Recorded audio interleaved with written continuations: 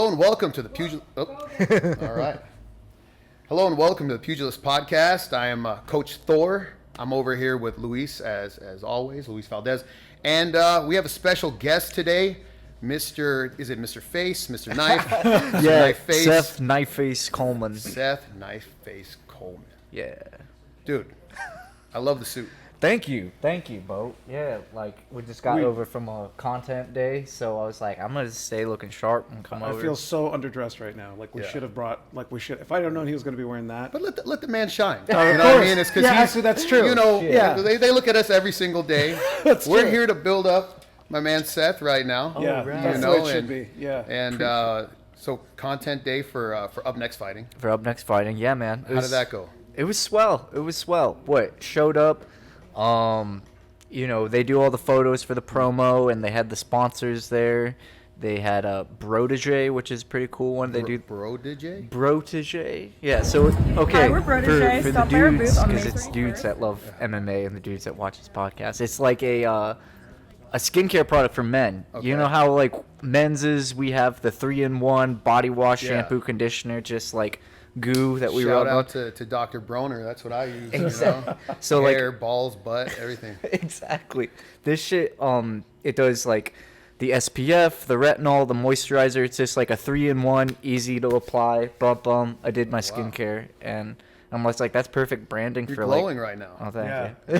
Right. Beautiful skin. That's really good. We just met. No, fellas. Yeah, so like that was cool. You know, they feed us. They're always Yeah, good. to no, us. they're great. Yeah. So that's the thing about the Buckners, man. I've known those guys for a very long time. Chris has, been in my corner for many fights. Really? Yeah. A lot of people don't know that, but yeah, he used to corner me. He used to hold pads for me. I trained his kids. Nuh-uh. Yeah. So we go way back, and this family has this thing called the Attitude of Gratitude, AOG. They get it tattooed on them. They're hardcore about it. Whoa. So AOG means Attitude of Gratitude, and that just kind of means like no matter like they're a very hardworking family. Chris came from nothing, and he like built his life. Everything you see there, like he's got a very interesting story if you ever want to talk to him about it. But this Attitude of Gratitude is just basically how they stay grounded and they remember like always be grateful for everything you have, and you're not better than anyone else. They're awesome people, but their goal is to make the fighters feel like big shots from like day one. Hell yeah. Not like when I first started fighting and like you're in the fucking I mean you're in a shopping mall in Costa Rica, under the bleachers, with a little blanket, like trying to keep warm before you go fight. Then go fight some guy in a cage. No, it's light years ahead. No, they're great people, man. So you content day, that means you have a fight coming up. Yeah. May 31st, UNF 25. I'm fighting a fella named Steven.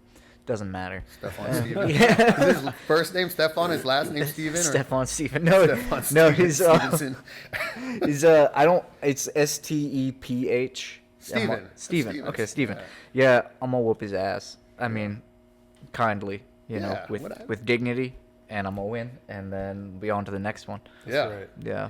Yeah, dude. Do you know anything about him? It doesn't Yeah. matter. I mean, but this early on, like what I know he's primarily a Muay Thai fighter. Mm-hmm. He's 0-2 MMA and 0-2 in MMA.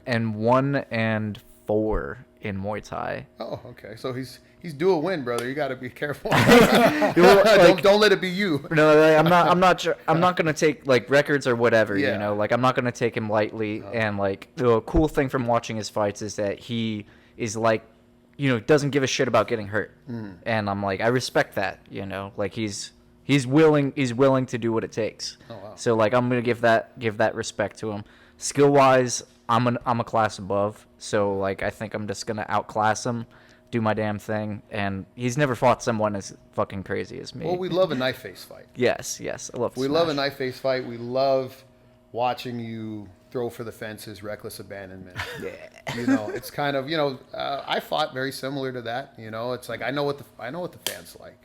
And Right. I'm here to give it to you. You're giving you know the what I show. mean? And I see that in you, man. That's why I really wanted to have you on the show. How intense has your fight camp been?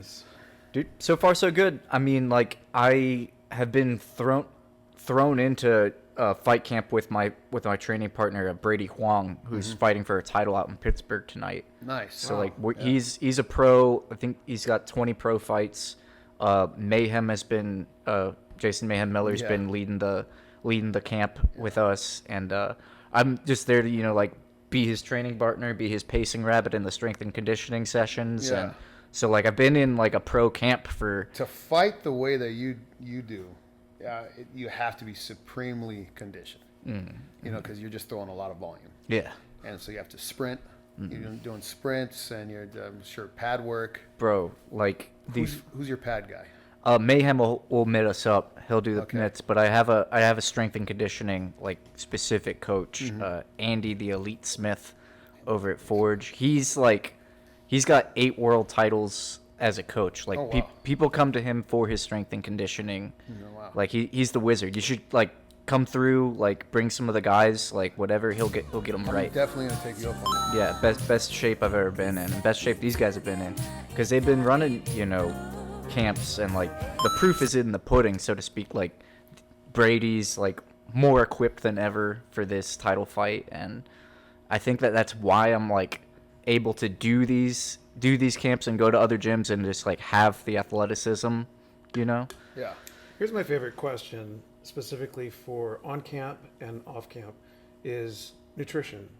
What kind of regimen are you on for food right now? I eat a very plain diet. Like I Super eat, boring. yeah, chicken, rice, and veggies. Right. And then when you're off camp, is there chicken, rice, and veggies. really? Yeah. So you're not like Patty. Oh, you don't go up and down? I mean, like I'm a $160 right now, so I'm a B135 come fight night. But like I don't eat like. And it's not. Is it same day weigh-ins? Day before weigh-ins. Okay, that's good. Yeah, so I'm a dehydrate, and that's pretty normal for me. Like I can, like, basically just like cut back the calories just a little bit and stop taking like creatine and glutamine shit that makes you retain the water, all the carbs. Yeah. And then creatine is a cheat code, man. I love creatine. Yeah, me too. I'm an agent of big creatine. My diet was every 3 hours. I would eat a small meal every 3 hours, like a can of tuna with salsa. 3 hours later, a hard-boiled egg. 3 hours later, another hard-boiled egg. 3 hours later, like a chicken salad or something like that. It's like pure protein. Yeah, exactly. And if I did get some veggies, it was like a little bit, just to move everything through. Yeah. But yeah, when I was on my off season, man, I was Eat whatever. eating whatever. Yeah, that's good, bro. That's good to stay. I think that's the biggest thing. If you can stay disciplined year round, because you never know when you're gonna get that call. Yeah. Right. So like my problem was like I was like, okay, like I need a 2-week training camp. A 2-month training camp. 8 weeks, 6 weeks. Sometimes you get a call. It's like, bro, you want to fight in big opportunity in 3 weeks? Nah, I need a training camp. But then it's it's a big ask to be ready at a moment's notice. Right. That's a big. Okay. But not short notice fights. My man Gabe Green, he's fighting in the UFC on May 17th. And, Okay. Yeah, and he just had his first baby, and like, got the call, and I think it's been like a month. Just like a month's notice, which some people get like days or what have you. And well, he's always ready. That dude's a dog. I remember we were in a tournament together, in an MMA tournament for the California Extreme Fighting. Yeah, that was he was. I'm glad he made it to the UFC. He deserved. He was always putting on good fights, and he was always came in shape and making weight and stuff like that. I like him, man. A real nice guy. So who's he fighting? I don't remember his name. Okay. Doesn't matter. We'll look it up. I'm gonna show it. Yeah, he's gonna be right above my finger, right here. Yeah, Chen, pull that up. Pull that up. Boom, there it is. Yeah. So okay, so you're fighting. Was it May 17th? No, he's fighting May 17th. You're I'm fighting 31st. May 31st. That's right. Yeah. May 31st, and is that at Commerce? That'll be at Commerce. Yeah. I love the Commerce Casino. Me too, dude. So awesome. Go play some blackjack afterwards. Isn't there like a table like within view of the ring? That Yeah. Yeah. That's a high limit one. I like to play in that one sometimes, but I've never won at that table. That table's always been bad luck for me. Every time I sat at that table, I've always lost a lot of money. And I've seen people lose money at that one. You can't bet on the fights, can you? No. I don't think you can do sports betting in California. Oh, okay. You can bet the horses though. Horses. So they have the horse betting over there. Yeah, I thought I saw like a little like area with some TVs and shit. So Yeah. I can watch that. I've never freaking gambled in a casino because I'm not good at it. Well, I don't know. I like playing like a low stakes game of threes, but they don't have that in a casino. I played a game last time I went. I went to Tahoe. I played this game called I Love Spades, and it's like basically if you get 7 cards, and the more cards that you can match up according to their suit, you win like multipliers of money. Okay. So like I sat down, I didn't understand the game. It was the first time I was playing. I sat down, and I get like 5 diamonds. And I'm like, and they were also like, I think it was a flush too. A straight too. It was like 6, 7, 8, 9, 10. And then I put the card. I'm like, yeah, I got the guy next to me lost. Oh my! And I won $700. Hey! And I had no idea what I was doing. And it always works out like that for me. When I play a new game that I don't know what I'm doing, I end up winning money, and then I get hooked on the game, and then I never win again. It's kind of like fishing. First time I went fishing, I caught a fish. And then After then I was on like a drought for Never again. I catch fish. Shit. Yeah, I catch. Not often though. I have not been fishing since I moved to California. Where did you move from? I'm from North Carolina. Okay. Yeah, okay. I grew up in Raleigh, and then I lived in Wilmington, which is like the beach where Michael Jordan's from. Oh, okay, yeah. And then moved out here late 2017, 2018 for music. Never thought I'd be fighting again, but then. So, how did you get into fighting? I got put in it. I mean, like my folks put me in Taekwondo when I was 3, and like pushed me and my siblings real hard with that. Went Junior Olympics, like got like 3 Junior Olympic medals. Fought all over U.S., fought in Korea. Our coach was like the Olympic coach in small town North Carolina. I don't think I've ever seen you throw a kick. Exactly. That's like if you would have told me you had a background in like boxing or something. Oh, thank you. That's I like that. So from doing Taekwondo, like over a decade, like being Mr. Kicks. I'm Mr. Kicks in the sparring room. Like you'll see me sometime. But and then like I wrestled in high school. That sound country as fuck. That's all right. Wrestled and Wrestled. fucking. So like I'm kicking and I'm wrestling. And I'm like I gotta work on my hands. So then I just devoted a lot of time to boxing, and now that's kind of become default. Okay. And yeah. I mean, like the thing is, the Taekwondo has never been kind of like. You don't see a bunch of UFC champions that are Taekwondo centered.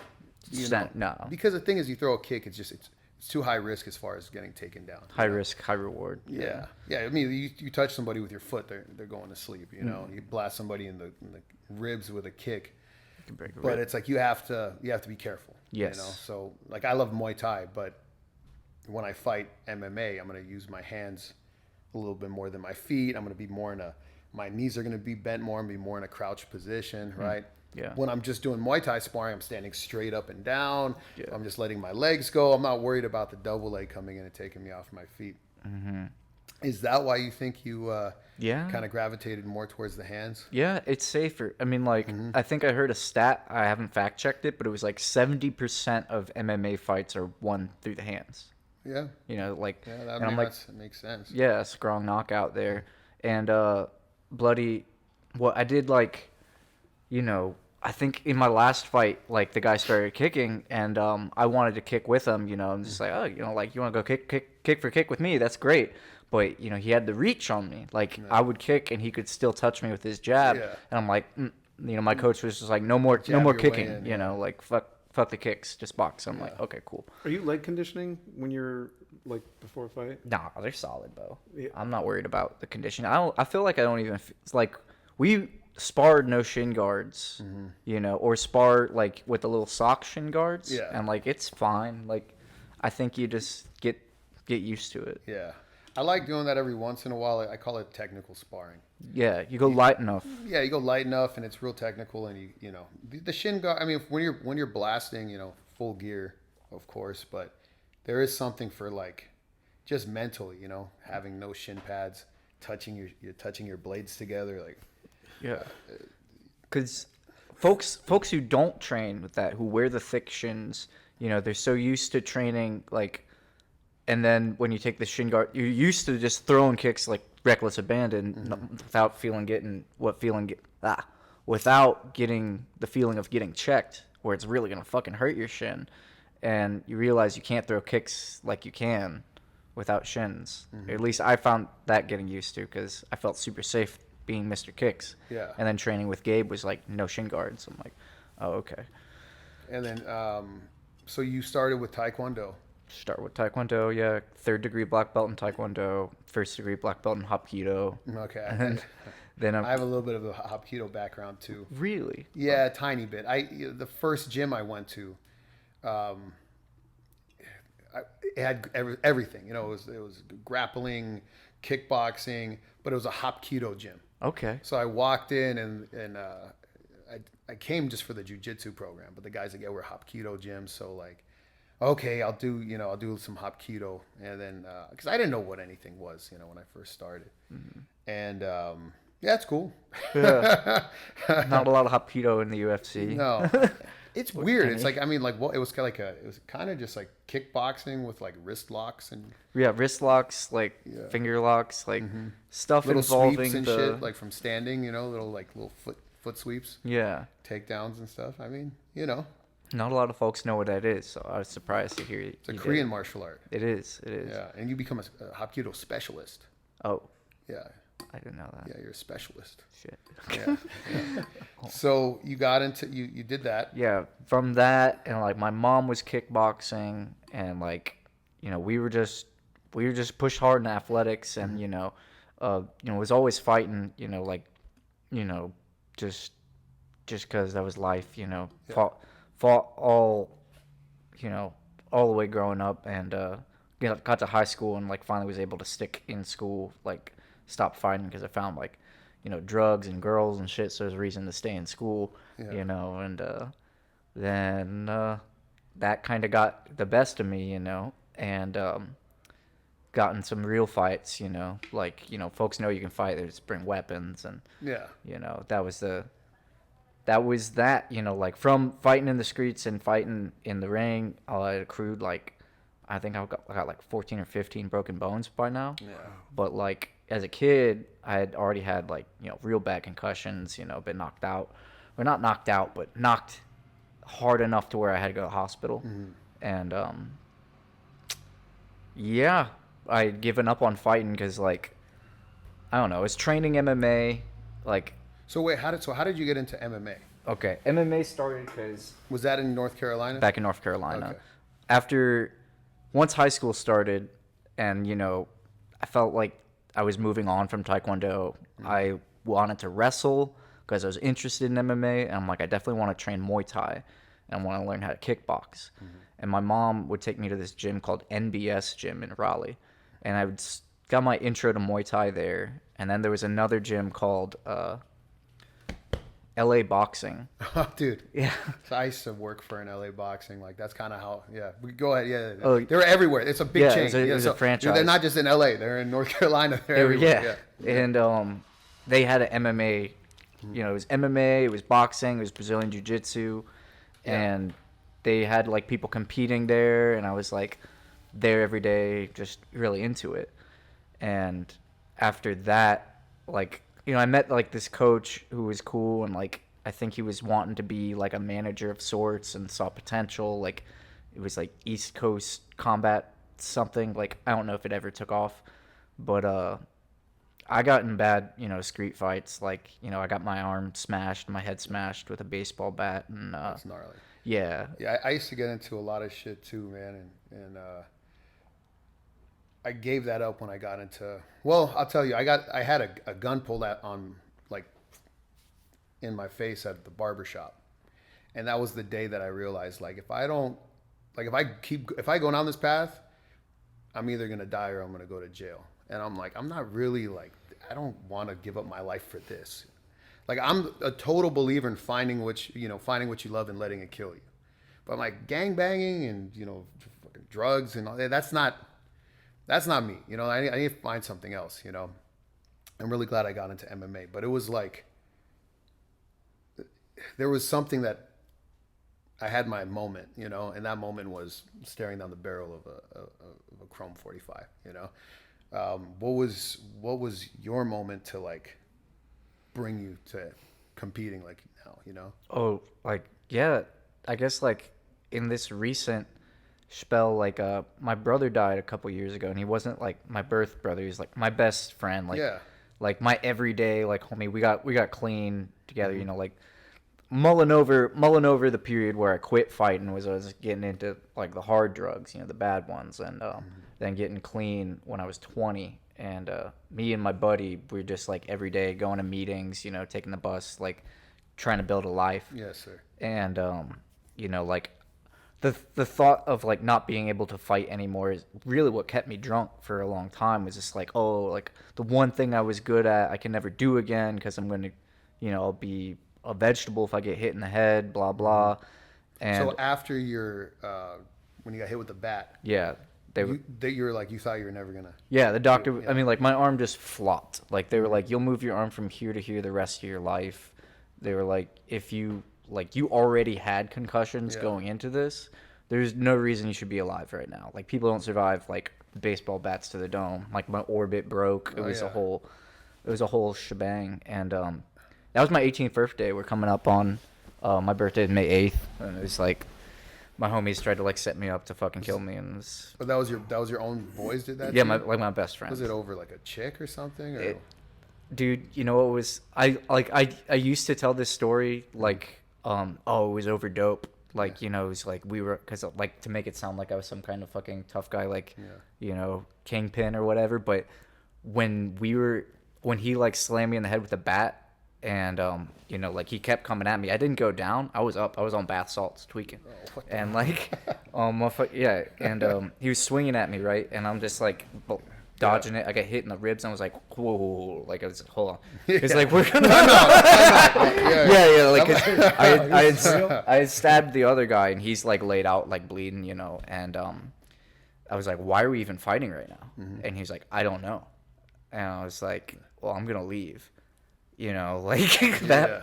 And you know, that's so like that was that. It was like kind of like egos, like we were pissed over I think it was like $25 worth of weed or something. But I mean, it was drugs. But It was the effects of drugs. Yeah. I mean, like these are guys that like whatever. I don't want to get into like them too much, but like What happened. Yeah, what happened. And anywho, life after fighting, you know, like now I have all these pain pills. Yeah, so now I've got a reason to fucking feel sorry for myself. So you basically had a traumatic brain injury, would you say? Well, and so this is the part. I thought that I had a traumatic brain injury. I thought that I was done. Okay. I thought. Yeah. And after the guy who I got sober with, you know, my brother, I call him Marvin, and he's like, look, dude, fuck fighting, fuck being a tough guy. Like, you're talented, you're creative, be a musician. Like, let's make music. So we just made our raps. Okay. And like that's how I got to LA, is being a rapper. Yeah. Then after he died a couple years ago, I just like jumped back in the gym. I'm like, I gotta hit the bag, you know, like something. And no one in California knows that I shouldn't be fighting or shouldn't be doing this. Yeah. And so I'm hitting. I'm like, you know, I could spar, and I'm sparring, and then I'm sparring more. And I got my fucking clock cleaned one day in sparring, like just clean fucking shots. I went home to my old lady, and she was like, "You're acting a little funny. Like, I think you need to go to the hospital." And I got a brain scan, and they were like, normal brain. And are you sure? Yeah. I was like, so I can fight again. They're like, we didn't say that. And I signed up for an MMA fight 2 months later, and I'm like, fuck it, dude. Like, I'm just gonna. I thought about it every day that I wasn't fighting. I'm just like, man, I wish what could have been, you know. So now I'm going till the wheels fall off. I remember going to San Pedro to get my physicals. Like, shout out to Dr. Gluckman. Like, once a year, you know, you go get your you know, your brain scan, all that stuff. And every time, like, I'd get my my MRI results, and they're like, "Oh, your brain's fine." I'm like, "Are you sure? are you sure? Are you positive, bro?" Like, tell me. You know, I couldn't believe it. But that's a good story. That's a good story. So, do you think that you did something to rehab, or your body just healed, or maybe it was like you got off some substances that were holding you back, or? I think that there's, I believe in God today. Yeah. And like, I think that, God has a plan. And I think that the power of the human mind is something that God, gave us. And Absolutely. It's also like, just like God, it's beyond our understanding. And from getting my head bashed and like meeting other people who had traumatic brain injuries, who like were affected by it, slower. And I believe that I was affected by it for the longest time. I'm just like, oh, like my memory's fucked because I've been hit in the head. Or was it the drugs that my memory's fucked, or neither of which? And when I talk to people and they're just like, unless you told me that you were, formerly a heroin addict, or you had your head smashed, I never would have known. You seem sharp. And I'm like, well, thank you. And I started telling myself, I'm fine. I can do this. I'm fine. My head is normal. And I think that like our brain rewires itself to whatever you believe it to be. And also, I mean, it's God's plan. God has a use for you, brother, and we don't know what it is yet, but it's obviously something, right? I truly believe like I was a wolf, and then the Lord got me and turned me into a sheepdog. And now my job is to go after, the one, right? The kids that are lost, that are away from the 99. Yeah. You know what I mean? And who knows? But it becomes apparent in your life, as you follow the Holy Spirit. Like I've seen so many blessings, like in people are like, oh, miracles. We were talking about miracles last time, where it's like, oh, I had my pastor here, and they were talking about the guys that had the holy fire, but you have miracles in your daily life every single day that you don't even realize. Like your life is a miracle. What you just told me is a miracle. If you tell that to someone, brother, that's a miracle. You basically had a traumatic brain injury, whether you're, whatever the doctor said or not. Your arm wasn't working, and now look at you. You're, completely fine. And it's all glory to God, brother. You said you believe in God now. Yeah.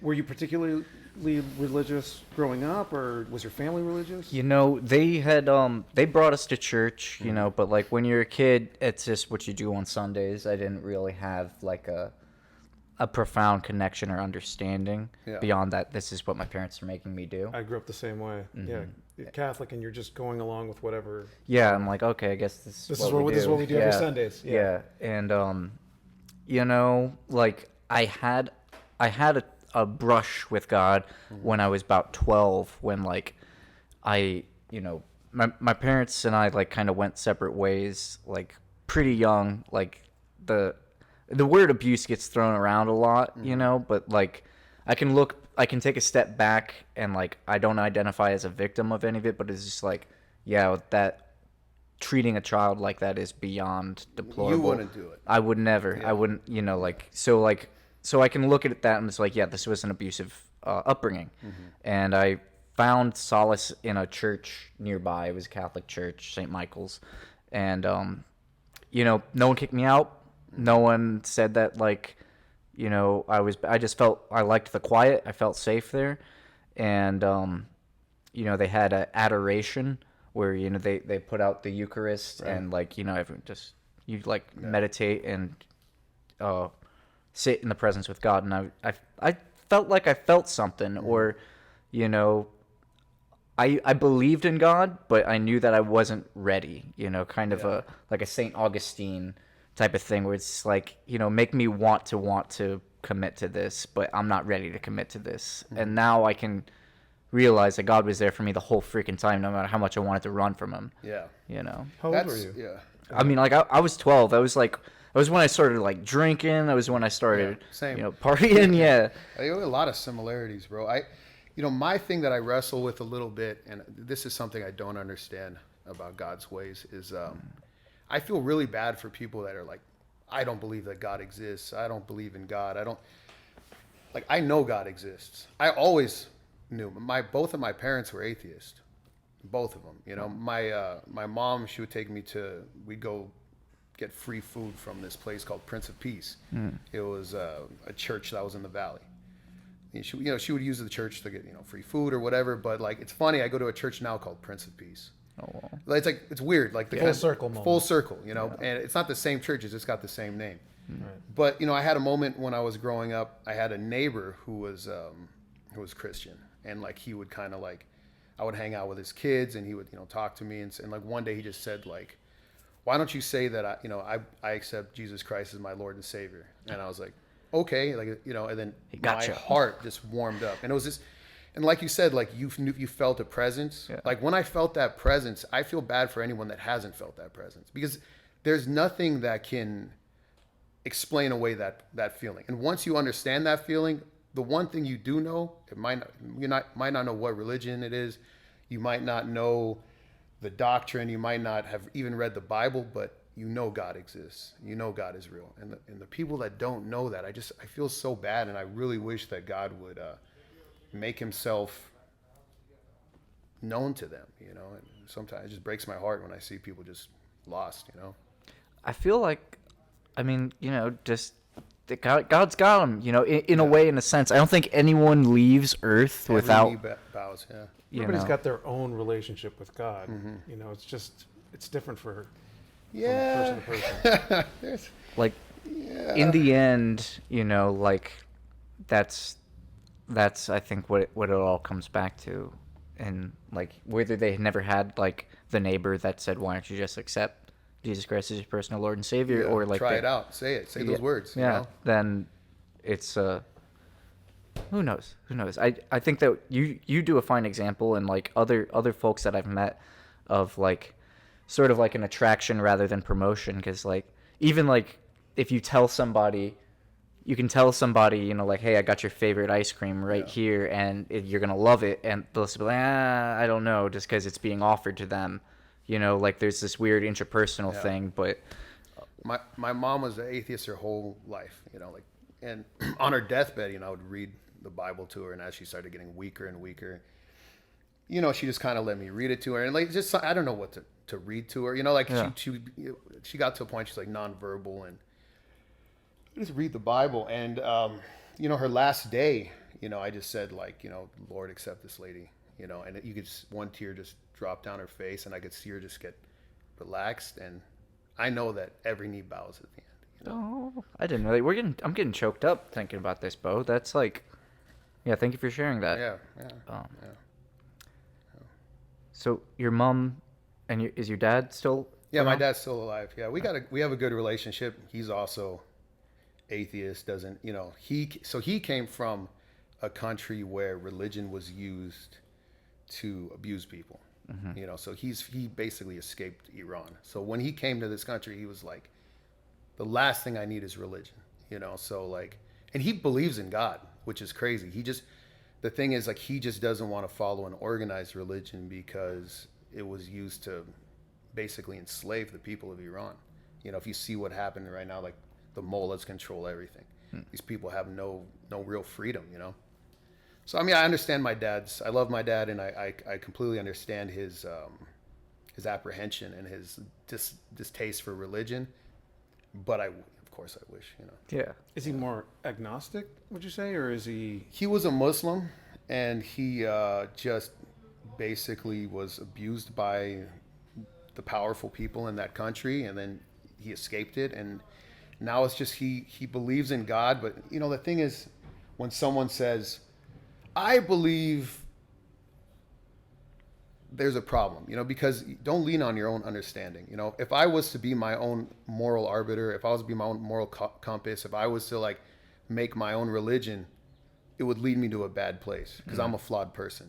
I follow the teachings of Jesus Christ. I follow that Bible word for word. Jesus says it, that's it. And if it's any other way, it's no good.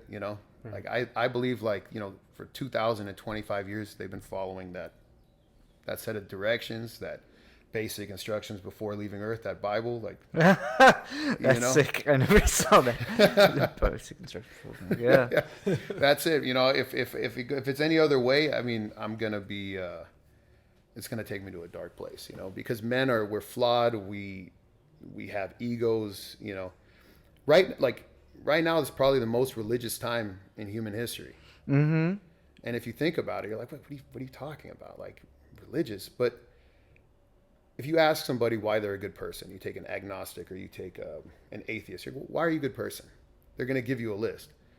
Well, it's not because I believe in, Jesus Christ as my Lord and Savior. It's because, I read to the blind. I put my shopping cart away when I'm done. I never cheat on my taxes. Like, okay, that's your religion. You just told me your religion, right? But when you're the main God in your religion, then it's who are you? Right. Right? Yeah. Like there has to be something higher than me is what I'm trying to get at, Yeah. And so I just surrender myself to Christ, and my life has been a blessing ever since, I was talking to Weston, Weston Kuros. He's a UNF 155-pound champion. Okay. And we're talking about God and blessings, and he said, you know what?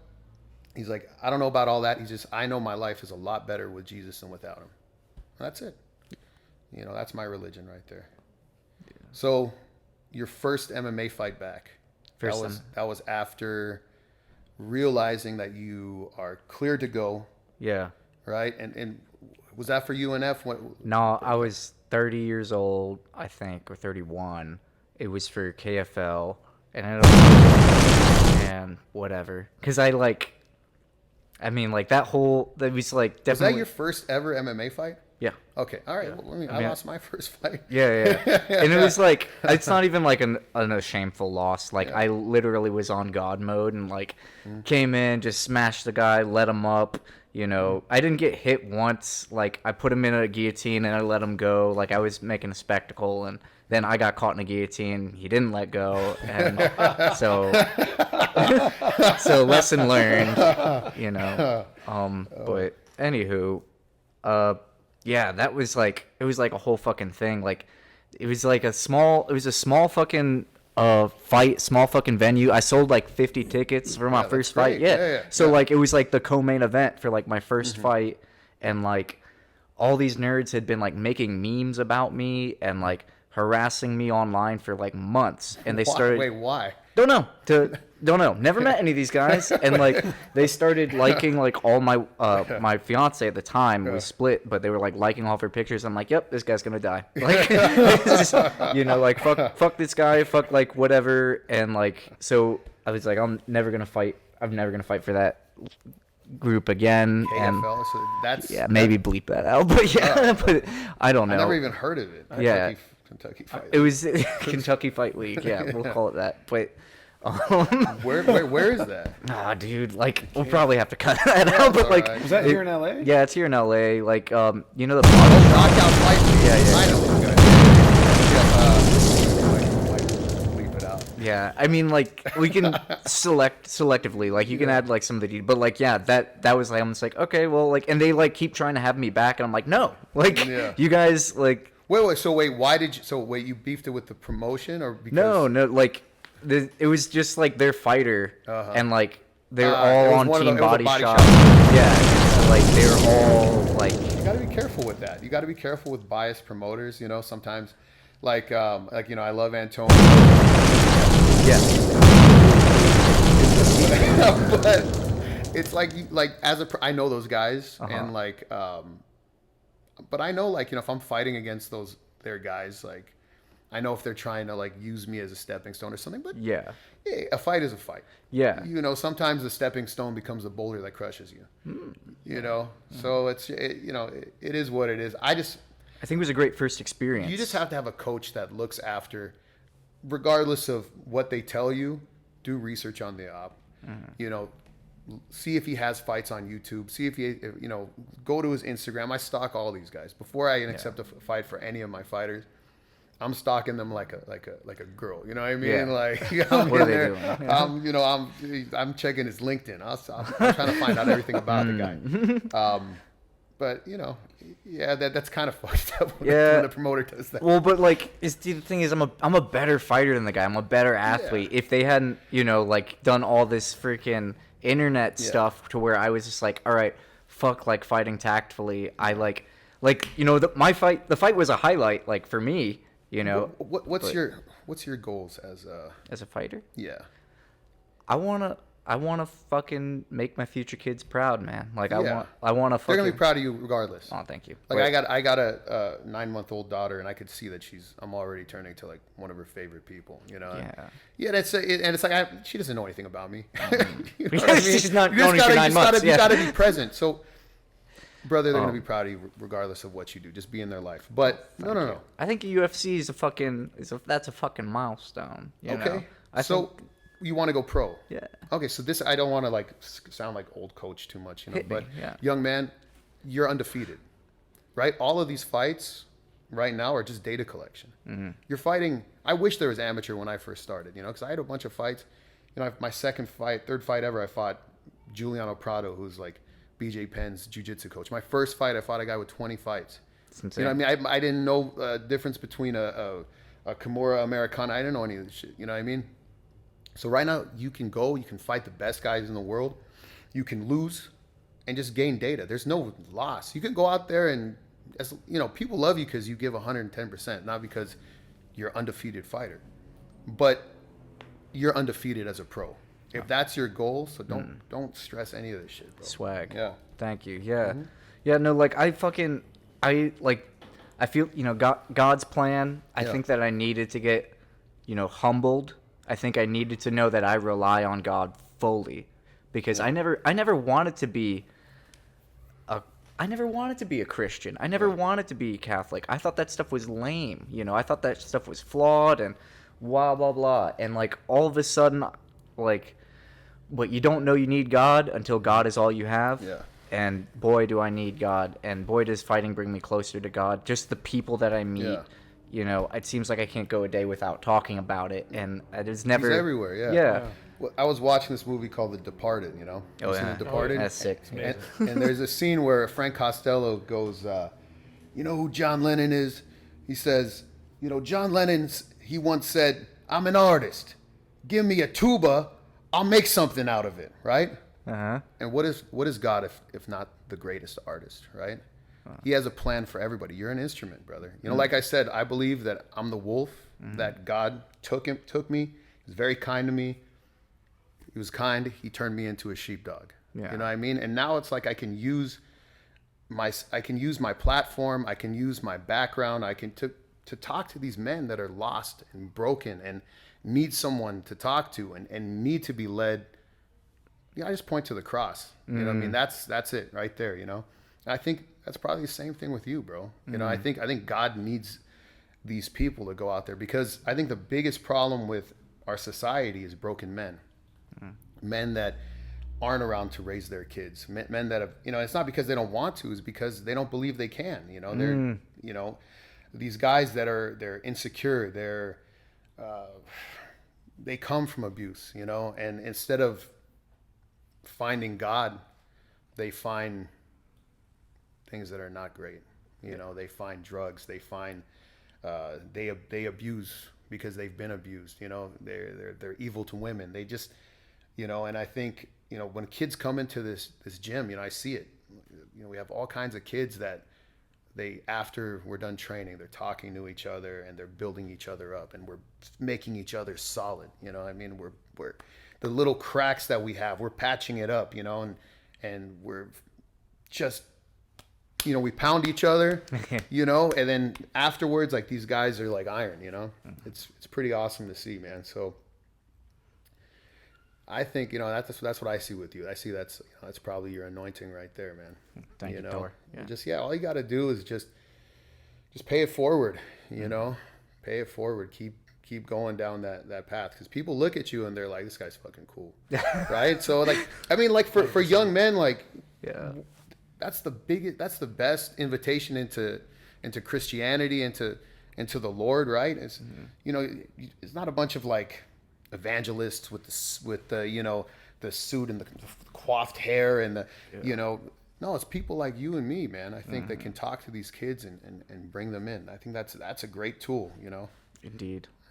Yeah. I like the church that I go to is like the whole congregation's like 70 years old and up. That's awesome. Yeah, they're old Yeah. as shit. I mean, Same for us. and like it's cool because I mean, not like Christianity is Christianity. I love it. The more people that know about God, the better. Yeah. You know, but like I feel like that in the modern things, you know, it's got to be hip. It's got to be cool. I'm like, no, give me original recipe. Give me the, like, I don't care about being cool. I want to come in, like, spend some time with God. And, like, they don't give a crap about, like, my tattoos or, like, fighting. And they're stoked to have me around because they're, like, you know, when their grandkids come, they're like, see, it's not just for old folks, you know? Like, the same thing with my church. The Holy Spirit brought me in there. I went through so many different churches trying to figure out which one was good for me. And, you know, my pastor is, like, one of my best friends. You know, he's, like, on the podcast with us. He boxes in the gym with us. And, you know, that's the kind of church that you go to just to get the word. There's no other reason to go to our church. You know, there's no, like, coffee shop or rock band or anything like that stuff. It's just literally the word. And, a lot of, like, you know, older people and stuff like that. And since, you know, I've been going there, I've brought a bunch of kids. Oh, yeah. You know, and I'm sure you're going to do the same set thing. an example. Yeah. Yeah. With bananas, bro, like, what? I mean, just, like, I didn't even, like, want to, like, you know, wear it on a t-shirt, so to speak. But, like, after, I think it was, like, after it got confirmed, like, last year, like, I think I just, like, started casually saying, like, oh, yeah, I'm Catholic, you know, like, or, like, oh, yeah, I'm, you know, believe in Jesus, you know. And folks, like, started, like, warming. There's, like, a couple other guys who are, like, you know, kind of, you know, tough looking former tough guys covered in tattoos who all of a sudden found the church and, like, all of a sudden found God's love, you know. And, like, it just warms my heart to know that it's like, well, I didn't even think I was doing anything, but God has used me to maybe reach some other folks. And it's crazy because it's the best gift I've ever gotten in my life. You know, so it's like if I want to, like, help somebody and they're talking to me, and I've done this plenty of times, you know, where someone's like, yeah, I got this issue, I got that. Hey, what are you doing Sunday? You want to go to church with me? You know, that's the best thing I can do for you. You know, it's not give you money. It's not even give you my advice. You know, you go to church, you get involved with these people that they all want to see you do better. They all, like, it's a whole community of people that just want your best interest, you know? And that's it. Because it's like, yeah, we don't even know each other that well. And I just want you to succeed. Yeah. You know, and that's... Yeah. This is a damn good feeling. It's a good feeling. Yeah.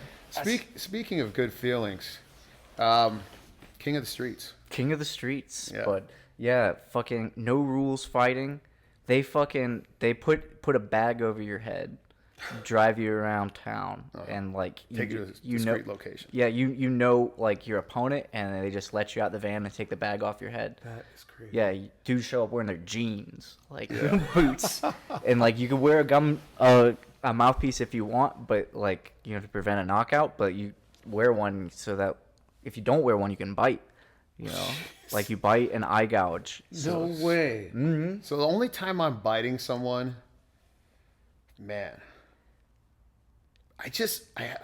cannibalism is my anti-drug. You know what I mean? I just don't want to drink your blood. You know, I like, especially, like, some dude who's sketchy. Oh, yeah. You know, it's like, it seems like it's just a real easy way to get hepatitis. Oh, 100%. I don't even know this organization. So we're going to put it on right now. Oh, swag. Yeah, so this is what it, like, Russian, Croatian. This is definitely some Eastern European. And here in that makes more sense. It's not happening here. No. Okay, for a minute I thought it was these are like, yeah, you guys like, going into, like, Skid Row. We do shout out to Bakersfield Boxing. There is Bakersfield Boxing out there. And that's something that I'd like to bring one of the kids down to one day. But that's not no rules. This is no some rules. Crazy yeah. shit. There we go. And this is, like, as they've become bigger. There'll be ones in, like, parking garages and back fists. Yeah. So they got their shoes on. So they're fighting, but you kind of have to fight with shoes because you're on concrete. Right? This is true. So they got their hands wrapped. Yeah. I don't think there's any regulation as to what you can or cannot wear. Oh, that was a good whizzer. Uchimata. Okay. Oh, now it's on the ground. Yeah. You can tell when they've trained before. So I'm going to tell you, this isn't anything new, though. No. You see, like, they should be biting. At that range, I'm biting. Yeah. So, Vale Tudo. You Yeah. know, Brazilian Valley too. These guys seem like they don't have the greatest jiu-jitsu, but No. the guy on the bottom is he should be getting up. yeah, he should be trying to get a knee shield. He just really gave up the mount right now. He's putting himself in. I mean, there's an arm triangle right there. I hope he finishes this. Oh, reverse. Okay. So these guys are definitely not. They're white belts. He's wearing they a have gum some shield. jiu-jitsu.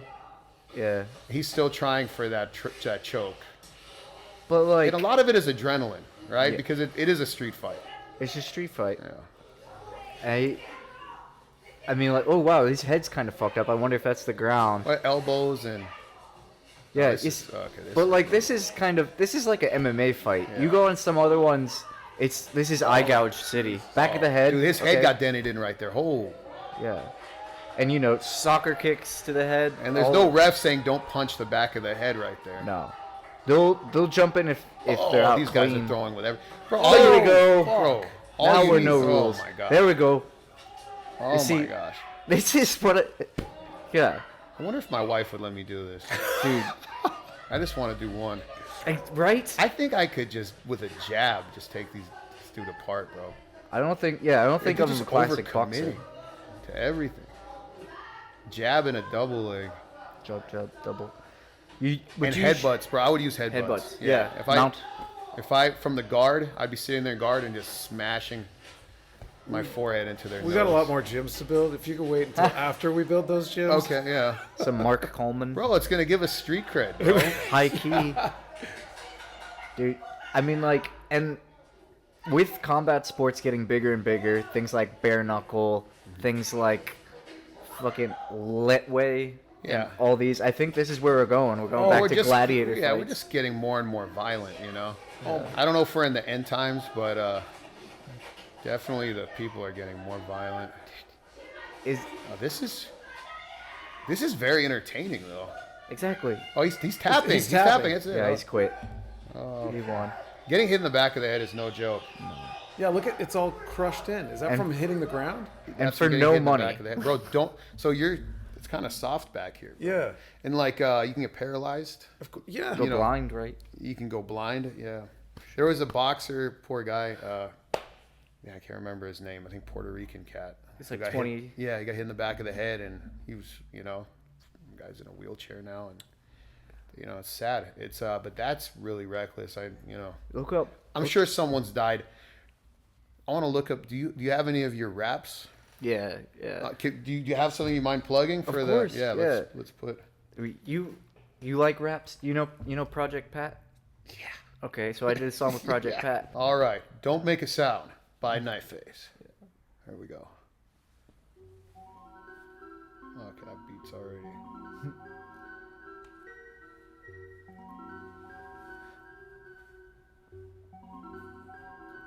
Yeah, I got the Don Fry versus Takayama. I see that.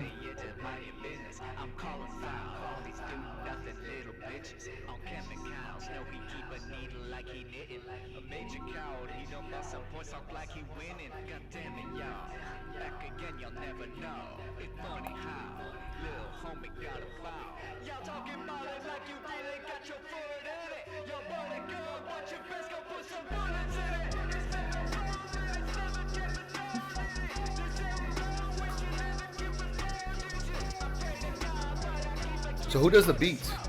Oh, my mate made this beat. Yeah, his name is Roz Dilliams. But It was fresh. thank you, sir. Yeah.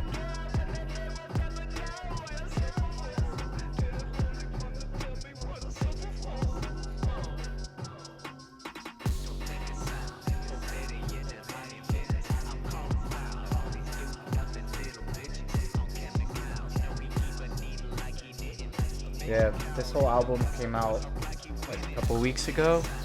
Yeah.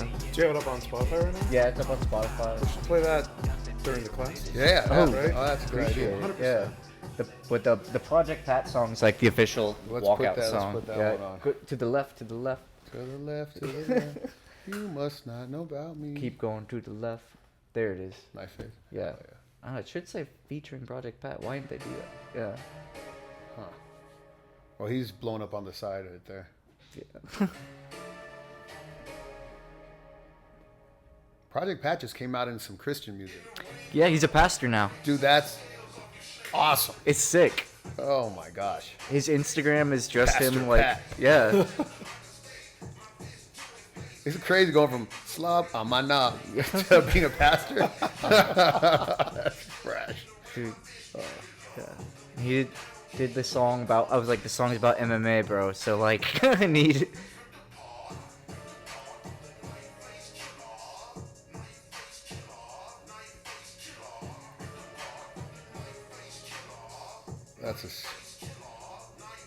I think you probably have the sickest walkout song. No, thank you. Yeah. That'd be rad.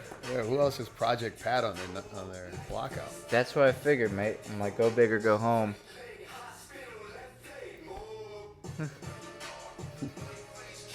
Right leg hospital, left leg more. Are Yeah. you left-handed?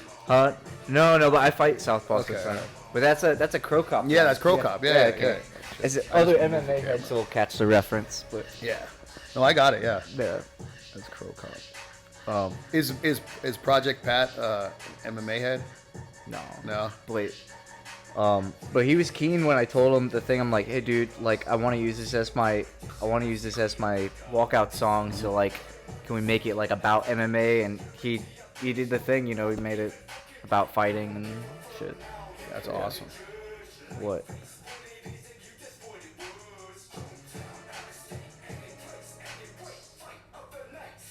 This is you. Yeah. Right.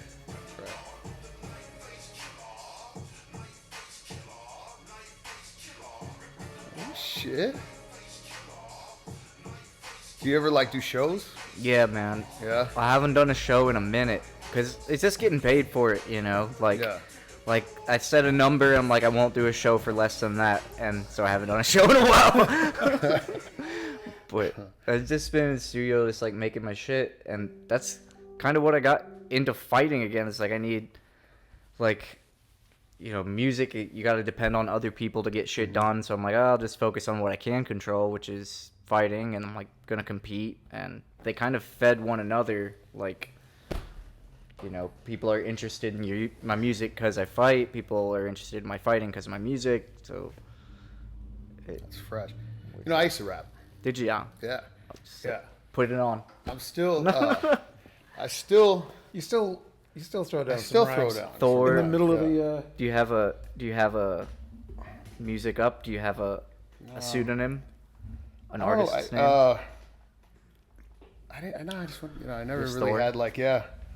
Let's see. Let's put. Hold on. Oh shit! You got recorded. Oh shit! Here we go. You're up on Spotify. You're not on Spotify. No. There we go. You can just do an.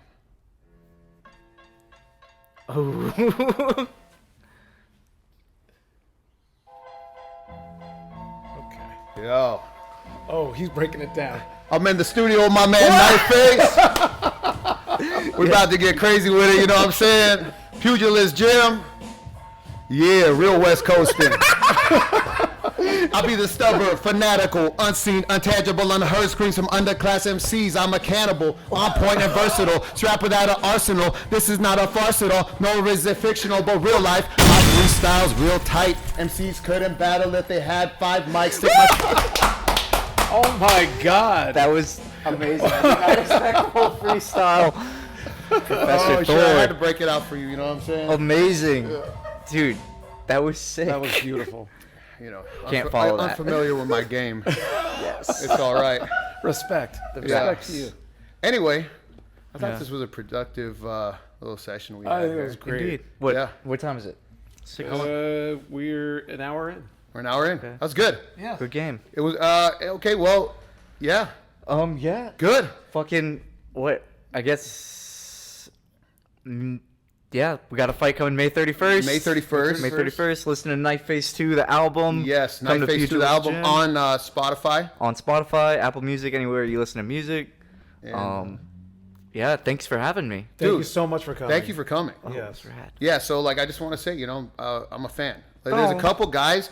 No, I mean there's a couple guys that are obviously I love my guys that train with me, Yeah. you know, but there's a couple guys I've been watching that in the UNF that I'm like, you know, when they fight, I'm like I I want to go watch it. And you're one of those kids. Swag. Yeah. Thanks, I man. like the way you do your thing, man. Yeah. So, yeah, dude, make sure you peep my man, so Nada5150 on Instagram. Yeah. And then Spotify, Knifeface 2, the album. And then... And YouTube, actually, too. Right? Yeah, anywhere. YouTube, yeah. I'm everywhere, baby. And make sure you guys like and subscribe over here, too. All right, brother? Pugilist Come on, Podcast. Pugilist. Let's go. That was awesome. That was fast. Swag. Yeah. Thank you so much, Oh, brother. thanks, fellas.